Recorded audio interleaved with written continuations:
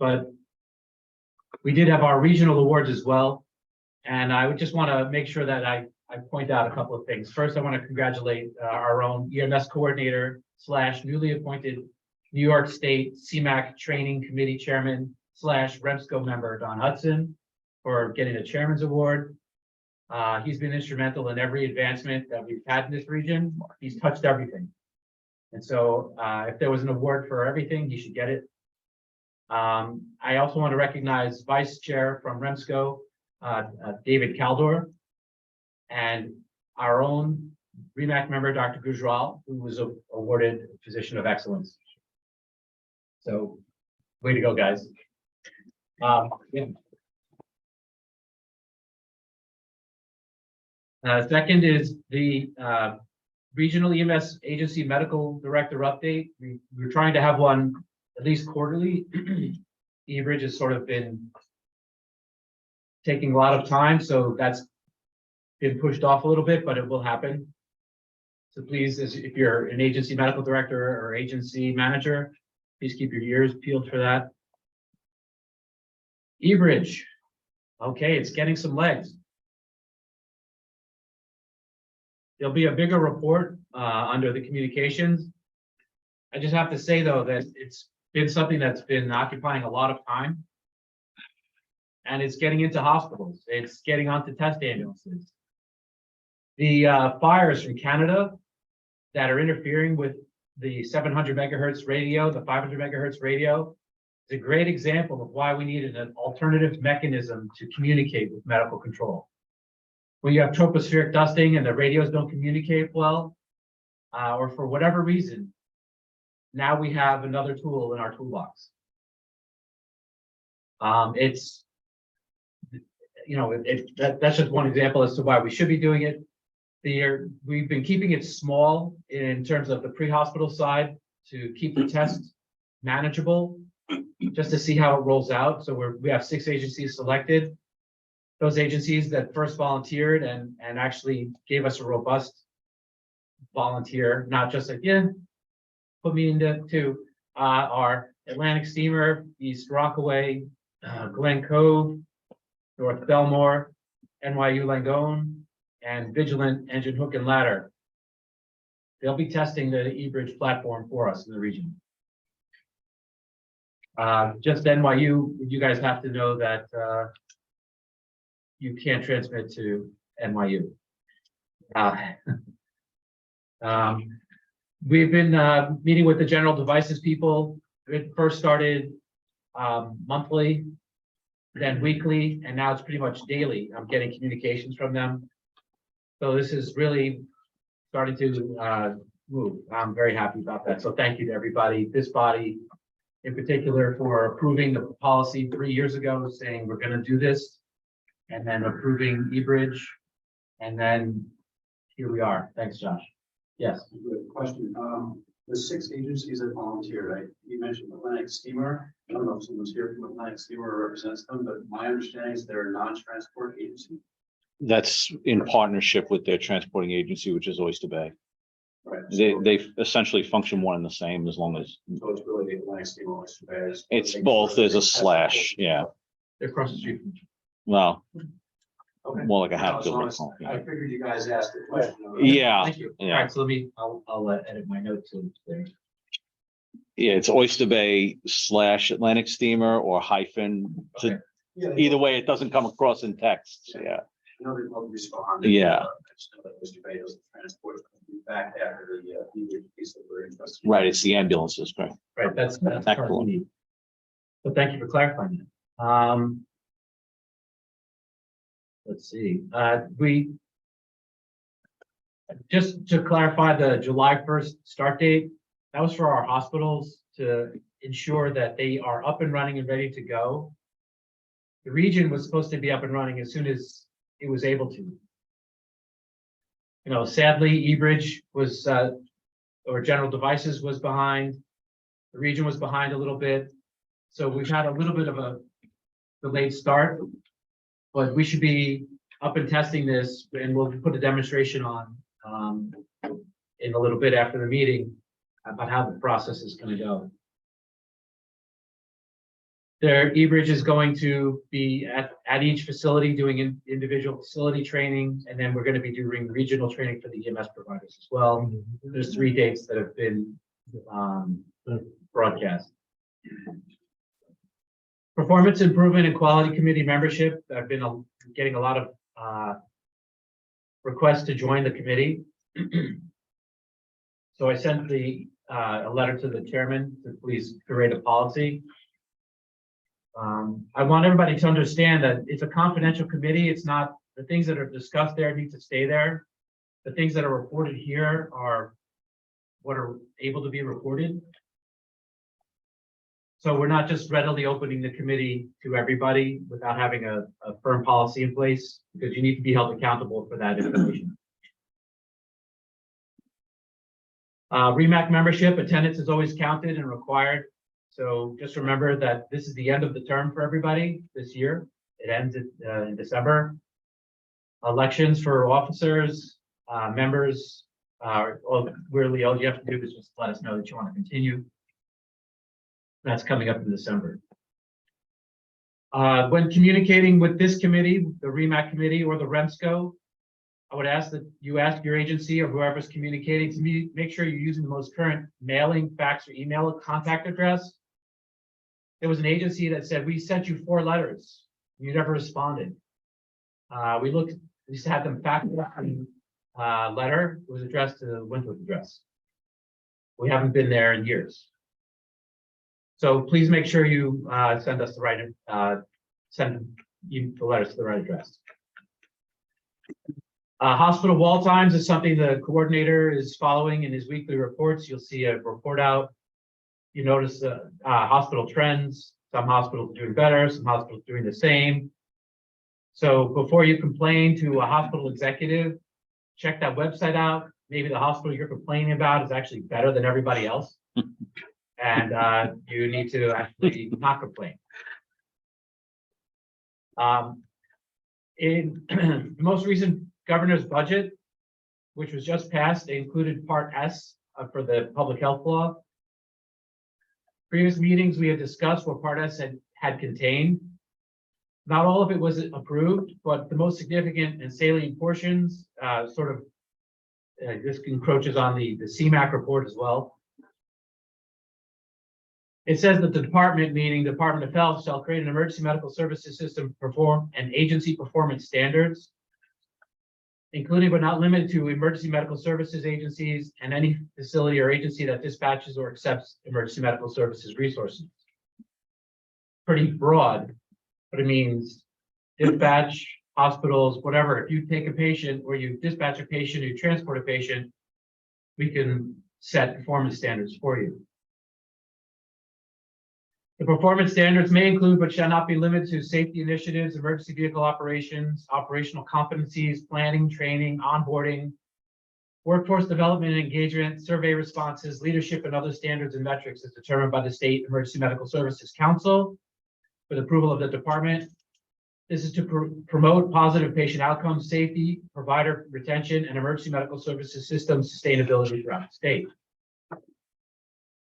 The performance standards shall require each emergency medical services agency, dispatch agency, or facility that accepts emergency medical services resources to perform regular and periodic review of the performance standards and its metrics, perform surveys, identification of agency deficiencies and strengths, development of programs to improve agency metrics, strengthen system sustainability and operations, and improve delivery of patient care. They also say that the state and regional councils are to establish standards. That's us. So what this law does is it empowers this body to now set a set of standards of patient care that will start improving care throughout the region. So we're going to need to start looking at that. Okay.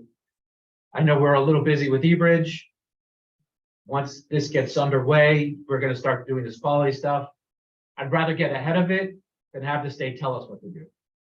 Okay, it should be what we want because we know our region the best. That's just my 2 cents. Unless anybody has other recommendations. So for CMAC, my apologies, I didn't send out the meeting notes, but a brief synopsis. Protocols that are going to become effective January 1st, so training officers need to follow. There's been a lot of protocols that'll be changing. First is advanced directives. The DNR in most languages cleaned up and made easier to understand. Procedures, adult and ped seizure protocols had subtle changes to dosing and routes of medication. The pain management protocol for adult and pediatric dosing was corrected and routes were added for medication administration. The blood policy for air medical units was discussed and approved. Once it gets finalized by the state, it's going to come to the ground side, which means EMS 911 units will be able to transport and carry blood for the administration of to a trauma patient, not just in a facility. They talked about revising New York State Policy 1304, and I forgot what that was a reference to. I should have made a note. So going back to discussions held by this committee many years ago, the state also started bringing up a discussion about non-regulated FDA devices and their policy surrounding it. I'm specifically talking about the choker and similar devices. So they're non-regulated, they're non-FDA approved, they're not pre-hospital care devices. We've discussed this at length. I'm happy to have a conversation with anybody at any time to clarify. It doesn't displace your pre-hospital protocols, your pre-hospital care at all. The state also said REMACs may require all EMS providers in the region to be regionally credentialed. All EMS providers, that means from CFRs up to paramedics. It doesn't say we can decredential them, not yet, but it says we can credential them. That's an important expansion of the role here. There continue to be IV fluid and medication shortages. So it doesn't mean if your ambulance ran out, just go to the ER and grab a handful of bags of whatever you need. That's theft. Okay, you can't do that. Hospitals will allow maybe a 1-for-1 exchange if it's available. The region used to have a policy where we had a list of things. Well, you know, if we use this, you have to give us this. That list is gone because there's shortages everywhere, including in hospitals. So if you come to the hospital and use manned equipment, that's, you know, it's not the hospital's responsibility to stock your ambulance. It's your agency's responsibility. If the hospital has the facilities and capabilities to restock, provide you 1 or 2 pieces of whatever equipment you're asking for, then they may give it to you. It is not a free-for-all where you could feel comfortable just walking in and taking whatever you need. That's not acceptable. I think there's something in the CPL for that. The Office for Health Insurance Programs has increased payments for EMS billing claims. So reimbursements have gone up with EMS agencies for both BLS and ALS transports, and they said that increase in reimbursement was made permanent. Data informatics at the state level, in order to reduce the number of required fields and to allow improvement of regulatory compliance, allowing the PCRs to be uploaded to the platform, they decreased the number of required fields by 25% because the PCRs were getting stuck, not going up, and then the hospitals couldn't download the PCRs. So that was causing a non-compliance on both ends. So they realized that there's a lot of ridiculous things in those PCRs that were mandatory. They're taking them out. Sadly, on May 23rd, during EMS Week, 8 names were added or inscribed onto the New York State EMS Memorial. A lot of that was from 9/11, but we know there's others throughout the state. There are state efforts that recognize a shortage of EMS providers, and they're following recommendations by the New York State EMS Sustainability Committee. So at the end of the CMAC report, QA/QI Dr. Zazzo has to be excused. He has no active investigations or issues pending. Dr. Newberg. Floor is yours. Oh, yeah, John. Just a question on your report. You mentioned, the expansion of the EMS building, pre-hospital care. Was there any mention about, fire districts or? No, this was the funding portion of it. Meaning that they're raising the amount of money they're reimbursing the agencies. Was there any conversation about, I did read. That was a discussion held many meetings ago. I think that hasn't been a topic of discussion for a while. I think there's a lot of fire districts and agency questions, but I would refer that back to Don after this meeting. Who's held numerous seminars on how to build. It was just something recent in the last month, they came forward and some raised some questions, inside some villages and so forth, and, about whether they're, responding to this, typically the fire districts are rebuilding those services. Yeah, there's political back and forth with mayors, who traditionally have thought that that's a free service as it was, either whether it be mandated or, intended that way forever. Now that the fire-based EMS laws for a short period of time, because they do expire currently, now that those laws have been changed, allowing fire-based EMS agencies to bill, that's what you're hearing probably is a lot of those political leaders now becoming aware that, what do you mean this is a free service? Are you going to bill? What's the political fallout of that? Should we bill? That back and forth. Does that sound Yeah, about? no, I've heard from a couple of different leaders from, from around the geography here from Nassau County, and their question is that, they're paying their portion of the bill back to these, the fire districts, and then they wonder why their residents are getting billed for the service when they're paying significant tax dollars towards providing that service. So I didn't know if you had heard. That's allowable. No. Is there something So tonight? it's a law now. No, it's not a law. The law changed to say they can do it. There's no law that says you must do it. Right. It's optional. It's completely optional. But And I but think that's but the it is discussion between political leadership and operational leadership is, what's the right thing to do for the people? Is this, sort of charging them twice? The reality is most every ambulance is charged twice, either somehow through taxpayer funding and then through medical billing somehow. I would argue the same with, many of our hospital partners is everyone's getting money from everywhere. It's hard to tell where it all comes from. But those political discussions with operational leadership, I think, are what's going on as far as, hey, we're now able to bill. What do you think about that? And the answer is, no, because we give you tax money, or what's that going to look like? Should there be tax money give back offsets? Can that money be placed elsewhere? That's from the villages, towns, and everyone else, I think, what you're probably hearing. I think that, the comments that stayed in my mind were that the tax burden to the villages went up significantly, obviously, because they cost of supplies and so forth. The ambulance costs, the fire truck costs have gotten way, not by a small number. So they want to purchase new ambulances, and they said, well, if you're purchasing new ambulances, and they're asking the villages for that money, they wanted to know if they could offset that with billing. And it was, again, It's a touchy subject, because when you can levy, you have your own tax district and you can levy your own taxes. Right, so, but I don't think that's a conversation germane for here, but what we can clarify though is that it is legal for them to do. For now, Right, for now. it's still set to expire in some time. I think it's another 2 or 3 years. The Association of Fire Districts for Nassau County has been doing the lion's share of the work, because it, like you're saying, principally impacts districts, because they are political subdivisions generally of the towns, and some interaction with the villages that they function within. So there's that, cross-pollination of political wills, if you will. And now that there's dollar signs involved, obviously it gets people's attention. Any other clarity or? All right, Dr. Newbert, you're on. Okay, for IDEL, You want me to work the audience? Is that what you're saying? So we're broadcasting.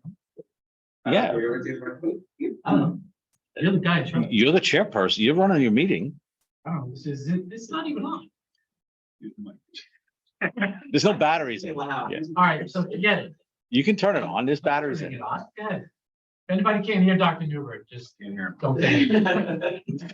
All right, for IGL, we currently have 13 approved agencies in Nassau County.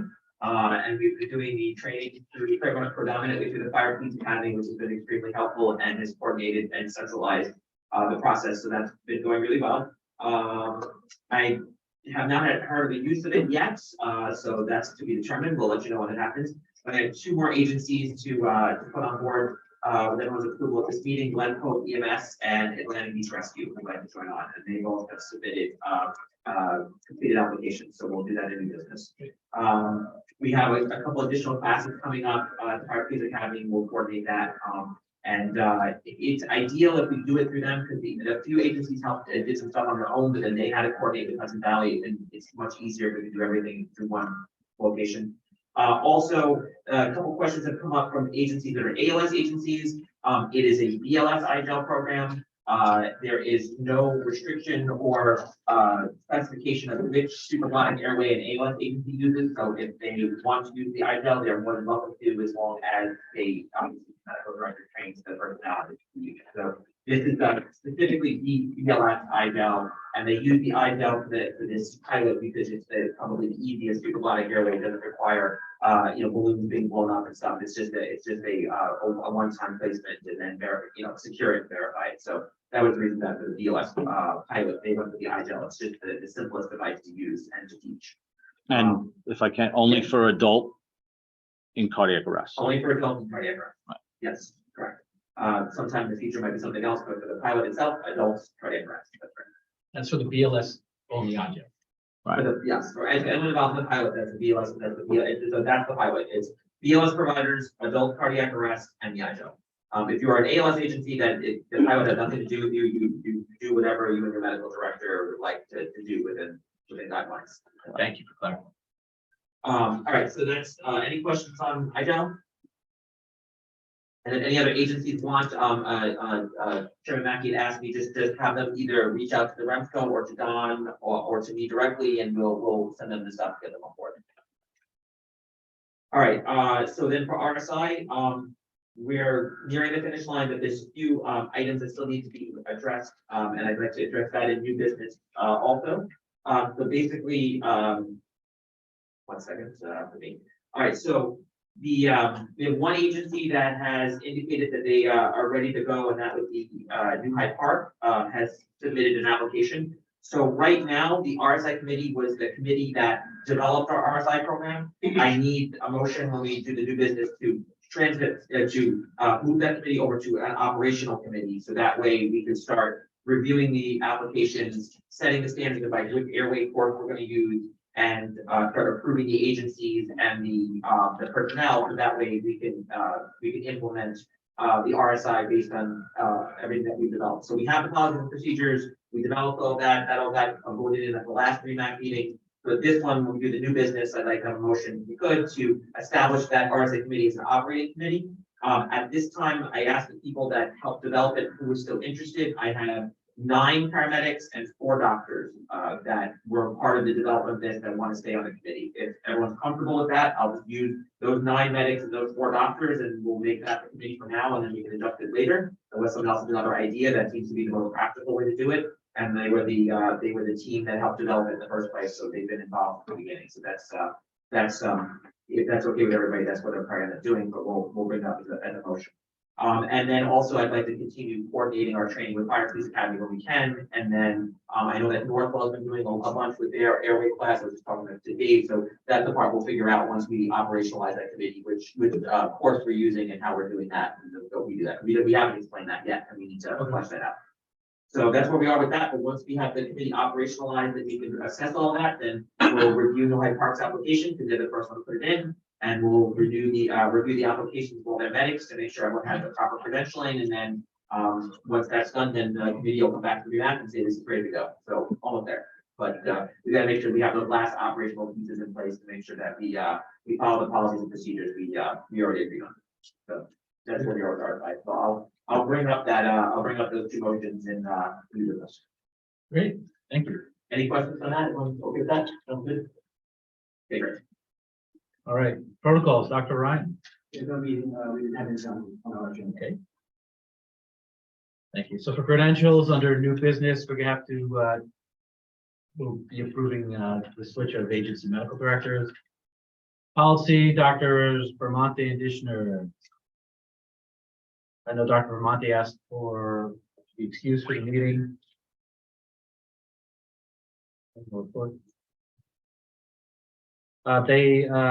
We had sent back to the policy committee, last meeting, clarity on transport, by, medical qualification, and what was the thing of it? I have to look, but we did send something back to policy for revision. And I'll have to ask them what's going on. And Glazer for RTAC, no report. Anybody from the RTAC here that can give us a report? No. Okay, communications. Dr. Josh Kugler. The only thing I would ask, and maybe it's a point of order question, is now that eBridge has gotten some legs, as the term you used, I think that when we start to move into the operational realm of eBridge, I'd like the communications tag to continue along doing the quality assurance with the eBridge. So any information that comes out of the trial period, we'd like to do the analysis for this committee, this body. I don't know if we need a motion to do that, or is that something that can just be agreed upon, that the communications tag will continue to look at the eBridge as it rolls out operationally and do the quality assurance regarding that. I know there's a little bit of an overlap with the PI and quality committee, but I figured that would be more akin to quality of care, and this is very specific to the committee. I think RSI has its own unique sub-quality component that's led by Dr. Newbert. I don't see why communications can't have their own as well. I don't know if we need a vote. Does anybody know? We need to vote on that? I don't think so. I think it's just I think it's really up to you. Okay, so then the answer is, yeah, Don. So then to that, in our discussion with general devices, we wanted to get through Dr. Vermonte and Dishner was my initial question to Dr. Dave Kugler about, the policy committee took some licks and did a lot of work hammering that out to get us where we are. And then your committee, and again, thank you to you for predating even that and bringing us to where we are. So the pilot program trainings for those 6 agencies are virtual. There'll be live trainings hosted by General Devices. I wanted to initially make sure that the 2 docs from the policy committee and yourself and whomever you'd see fit from the communications tag were invited to them.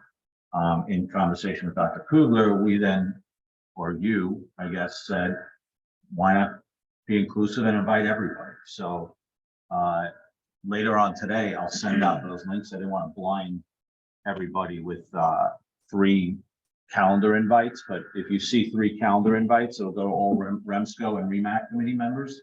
Is I believe the way we left it. The more people that are aware, the more education. Yeah, so if you want to attend that, that's great for eyes on. And then once you see that, we can get everyone back together and reform the Beatles and see where we go from there. I think the more eyes on it, the better.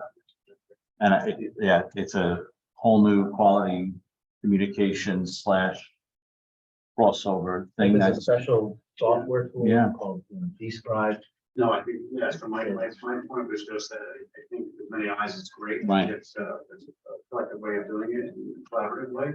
I just, from the analytics standpoint, I think that could be paralyzing. No one's gonna know who did the analysis by, Right. that information back to this body.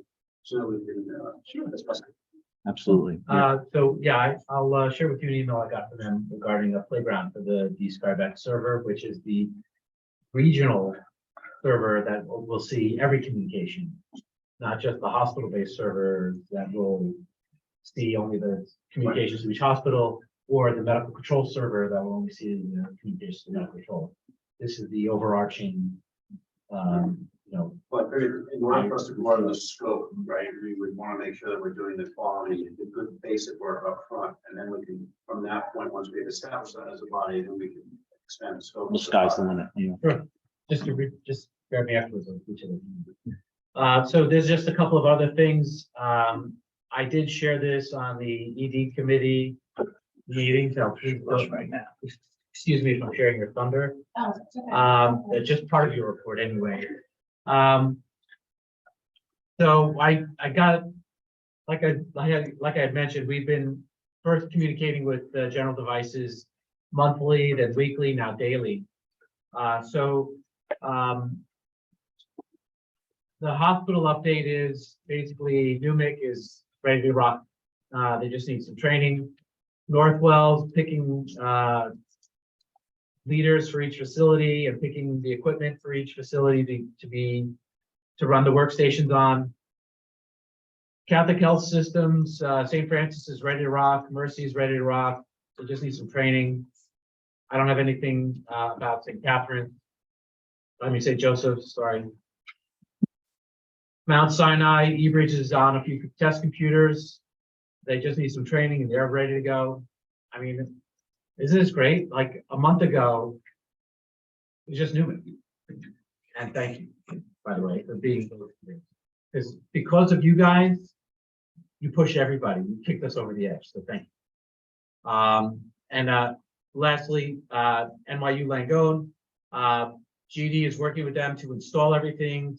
They'll train everybody. They'll pick a computer. They're dealing with their IT people, but they'll never get their user ID or logins until they pay the price that everybody else has to pay per hospital or using the system. So NYU needs to pony up. On the EMS side, we have those 6 pilot agencies that we're going to trial everything out. So I hope they enjoy being guinea pigs.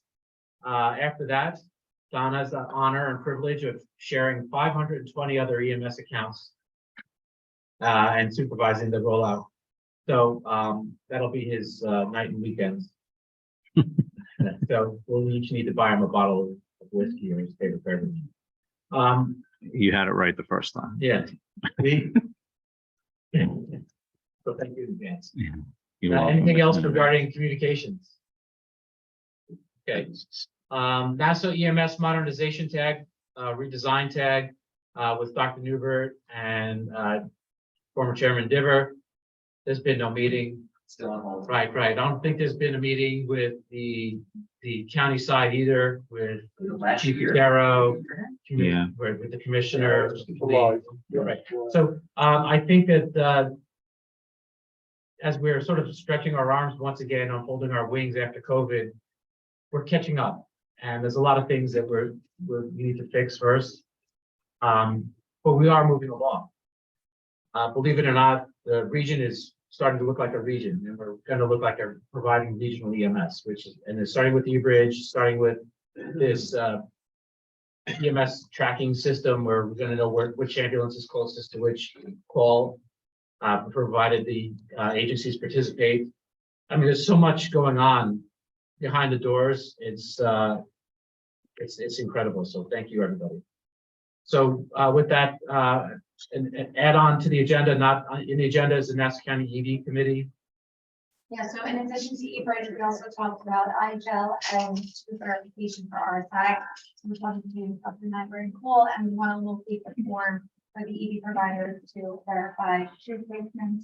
We don't know if the users want standardized, so we're looking into that now, and then we'll start doing. We'll coordinate with her. Yeah, fantastic. All right, Chairman Mackey from Resco. Thank you, Dr. Goodwin. So, yeah, everything seems to be moving along. Been very busy lately. Thank you once again to everybody who helped assist with the EMS awards last week. Congratulations to all the recipients of the awards, honorable mentions. Dr. Bourgeois, once again on winning the Dr. Costas Lambro Physician of the Year Award. She sends once again her congratulations as well. I spoke to her last week regarding that.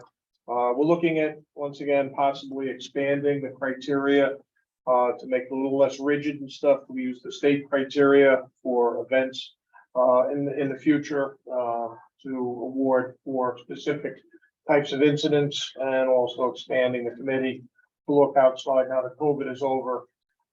To possibly getting back to a dinner type awards ceremony. On the regional program agency, we're moving forward. Once again, the transitioning from EAB, which has been helping us all along since the loss of the original program agency is almost complete. Once again, we've got the contract and stuff. We have some paperwork that has to get done for both the council and the for the program agency itself. We'll sit down with the executive committee in the near future, once again, to get caught up. We have 2 years worth, 2+ years worth of things that need to be taken care of behind the scenes that were kind of left in place as we navigated without a daily administrative arm to assist us. Once again, I'm going to get all the agency managers to once again update their agency provider lists semi-annually so that we can identify the agencies and their current providers, both BLS and ALS, so that we can have a proper counting, especially with the website. We pay per provider, and once again, making sure that the credentialing is going along appropriately, and that we're not having people falling through the cracks with that. Once again, the Elmont Fire Department, thank you very much for bringing that up. Once again, we hope to get them up to the AMT level here in the near future. We did receive one communication from the Melville Fire District, once again taking over transfer of ownership from the fire department to the fire district, which has been forwarded to Suffolk County REMSCO. And once again, they will handle that as they are located within Suffolk County. The eBridge communication, as you said, has been meeting just about every week, if not daily, on fixing things. Thank you again to Dawn and Dr. Kugler on once again steamrolling this thing through. It's pretty impressive in what it can do and how it can assist us, and as well as the people in medical control with streamlining the communication, making sure that we're getting them all out there. We've also been meeting with the Disaster Preparedness Committee, Kevin O'Hara, and many of the different agencies and stuff, municipal agencies, OEM, police department, fire departments, as well as the region, have been meeting for months now and working on the medical portion of the disaster preparedness plan. And hopefully in the near future, we have another meeting next week that we'll be able to roll it out and have it finalized for training for the various agencies and be able to do that. As you said, the Nassau County Modernization Committee, waiting completion of the draft and hopefully be able to see it before it goes sent to the county administration for review for the sustainability and the regional improvement. Last thing, once again, I had submitted a letter approximately 2 months ago, once again, for the county to evaluate the potential for establishing an EMS memorial here within the county in remembrance of all of our EMS providers that are currently not in agencies such as the fire service and the police department, to be honored here in Nassau County in the potential that once again we lose someone in the line of duty with that. I have spoken to some of the legislative people that I've presented it to, and they are currently working on no timetable set on that, but they are in discussions regarding that. And I think that's pretty much it. Yeah. Any questions? Thank you. Okay, Coordinator Hudson. Just to reiterate what Dr. Kugler had said from the State Council, I don't know if that is something separate you had. So that the new laws enacted in the budget do empower the regions, and it's something that this region and most of the other regions have been asking for years. And by years, it's predates my involvement upstate or even here, so more like decades. The age-old question was, with your operating certificate comes what responsibility? And to date, the truth of the matter is Really nothing. You have to fill out one PCR a month in order to keep your CON active. Other than that, you can pick and choose what calls you go to. You can do basically whatever you want. And there was really no teeth that came with any of that, not from the Bureau, not from the State Council, not from the regional councils. That potentially has now changed. So we don't want to be heavy-handed. We're not looking to take out the stick rather than the carrot. But there's an opportunity now for this council and every other council to sort of reevaluate its needs and desires as far as what we're doing. So I'll give you the example. So the pointed example is there's been ongoing discussions here at REMAC about re-alert time or dispatch times for non-career departments, principally fire-based departments. We've never really asked, but just speculating the time frame from when an initial fire department alert goes out to when that department that can't get out re-alerts. I'm just going to generalize and say I think I'm fairly confident that it's between 3 minutes to 7, 8, 9 minutes around the county. If this body wants to have those discussions now about setting a response standard for re-alerting, for when you need to consider mutual aiding, should it be after 10 minutes? Should it be after 20 minutes? Or do we not want to touch that? We're sort of in truly uncharted territories, but it's the realization of the dream, I think, that everyone had been asking for, and we don't want to sort of drop the ball now that we got the present we all wanted.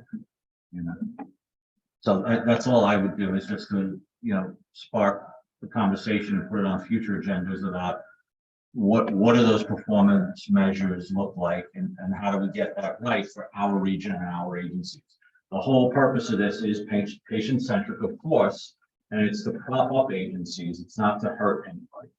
So again, we want to get that right, and in order to do so, like every other discussion we have, the more people at the table and the more eyes on the problem, the better our potential outcome. So there's ongoing meetings up at the State Council, really in its infancy, in this same acknowledgement that, well, we got what we wanted. Now what do we do with that? So as far as statewide performance measures, you know, obviously because of the wildly different geography and everything else involving EMS agencies around the state, I don't know that. I mean, I'm going to certainly, unless the council in this region tells me otherwise, because I'm your voice up there, not the other way around. I would hold the line that the state can't put a number on response. They can't put a number on response time because, you know, 5 minutes down here is different in the Adirondacks and everything else. We have traffic, they have moose. You know, I don't know that anything's comparable as far as that. So, you know, just to wet your whistle, and I'll leave you with the question. What do you want myself and Dr. Kugler, as your mouthpieces up there, and SEMSCO and CMAC respectively, to drive that conversation towards? I would suggest we shouldn't be opposed to things like, you know, response times. So if the state council said regional councils shall, should, may, whatever, implement response time standards, then I think that would be enabling to this body. I'm just throwing that out there. I don't know what the right fit is here, but we're really in the future that we all want it. Yeah, sure. I have to agree with Don.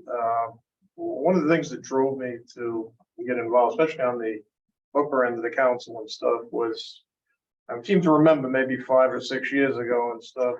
We took about a 5-minute diatribe on the soapbox regarding this, involving Suffolk with response time and all. And I think that's where we need to be. We need to once again look at maybe the quality metrics, the calls. We know that there's calls out there that you could take 30 minutes and not have any change in patient care issues. Once again, they could very easily have gone and they probably could have walked there and got there sooner in the ambulance. But there are certain calls and stuff that we have to identify, and maybe that quality metrics that we've been working on with sustainability and all, and the quality upstate is where we need to start getting, you know, those unconscious calls, those cardiac calls, those ones that, and this is where we lose it with EMD and all the other.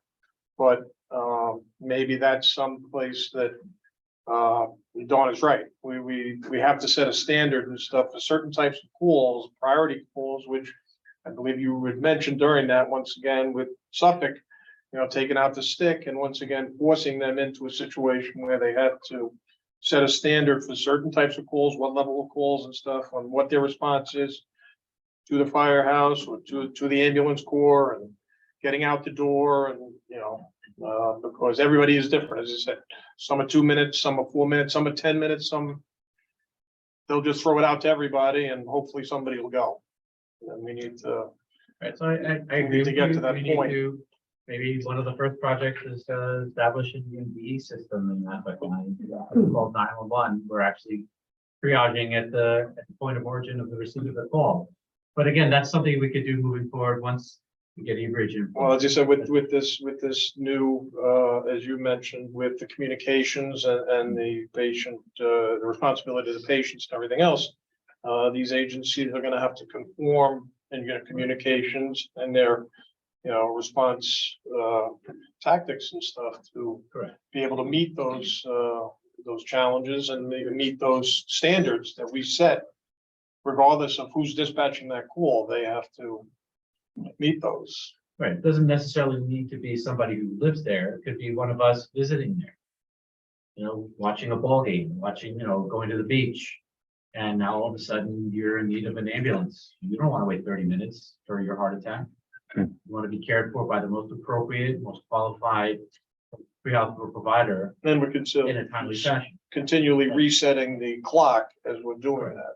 And that's not a good situation. Yeah, I think Don posed it very well, and I think it's the body's discussion here. Before we get too pointed on studying the metric that we want to study, why don't we come up with questions that we think are most relevant, that are of high level, and then we can just devise the metrics to study the question.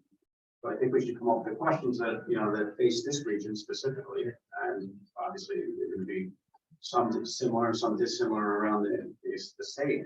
So let's come up with things that we think are most relevant. Obviously, the one that you find, Chairman Mackey, is response times. That may be something, but I think we should come up with the questions first and then devise the metrics second. Yeah, Would it be feasible for the modernization tag to take that on? 'Cause nothing's happened yeah, but for a while. nothing's happened with them. So Everybody goes to our home. rather than wait, if we start moving, perhaps maybe that will inspire them to come together and adjourn their meetings. Because we're now empowered to do so.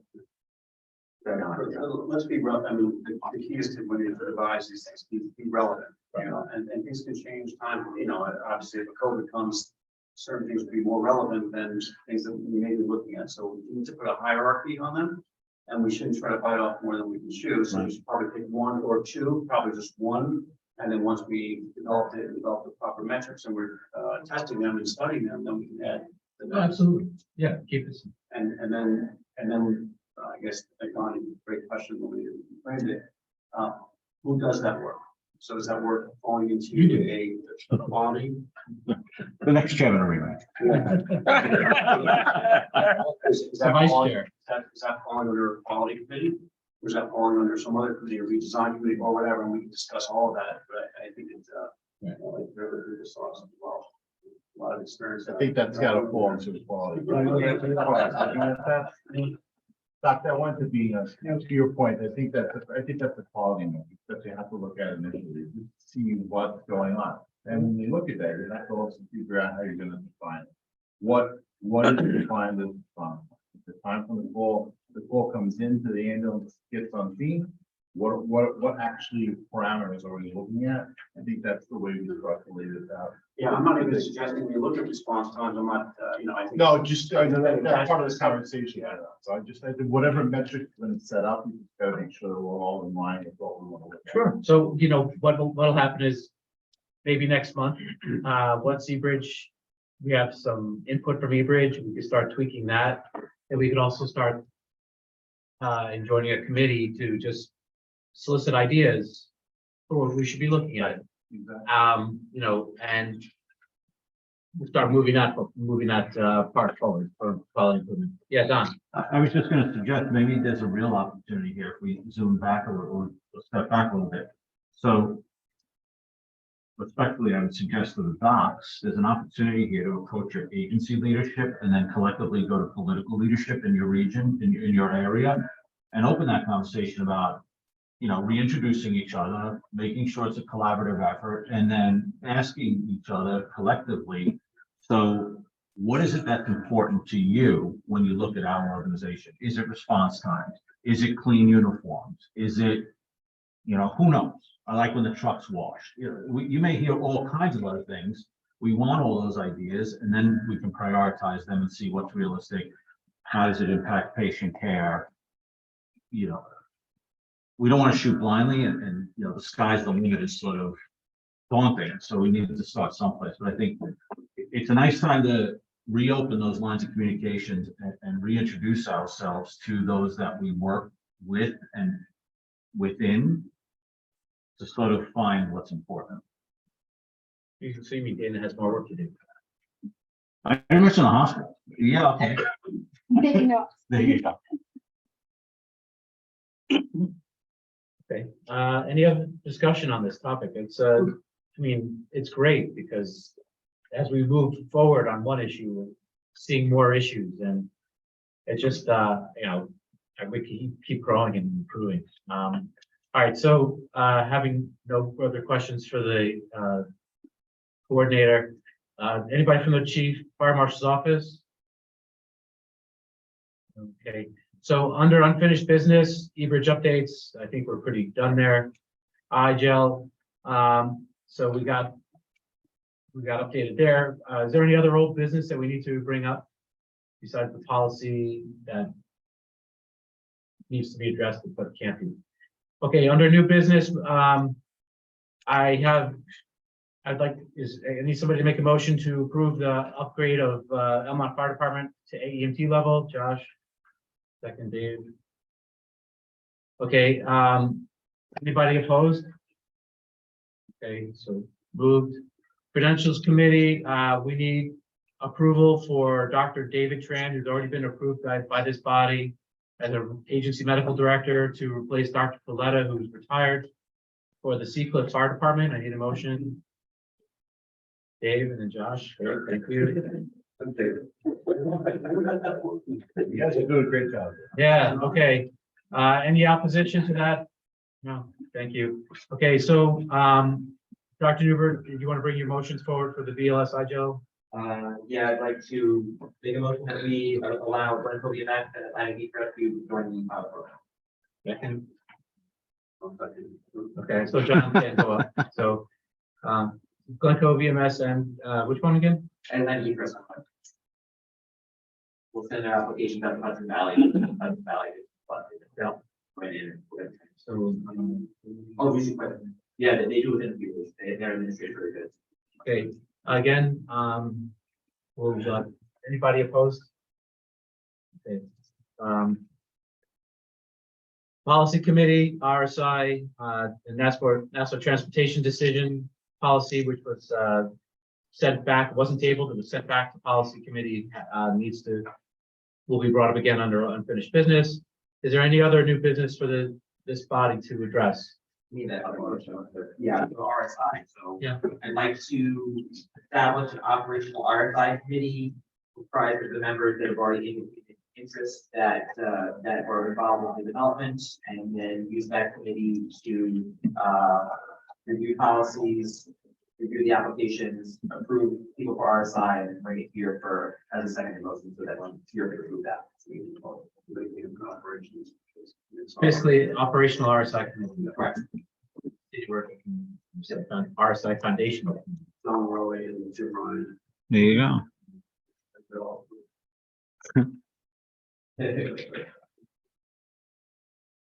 Okay, And just to clarify, the question that comes, so we are going to answer those questions that we had to answer, and then we will not move forward with actual RSI the next REMAC meeting, because we'll have all of those things reviewed, and we can bring it as a motion to the next meeting. So, right, so we need to make sure, no, We're just so so close close. there that now that we operationalize it, we'll do all that stuff in a row, and I'll bring that to the next meeting before anything goes by.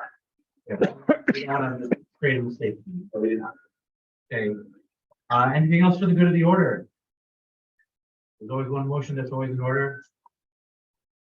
Dr. Wait, is there Rowe. old meeting, is it the old business? Oh, So I did old business and then new business, and then next meeting will be held Wednesday, August 2nd, location to be determined. We Here, was scheduled here, I'll double check. okay, so it'll be determined at 2:15 PM, and the motion to adjourn with Dr. Rowe. Guys, go in peace, and thank you all for your help. Have a wonderful summer. If you want to see E-Bridge, stick around. Yeah, we have a little demo.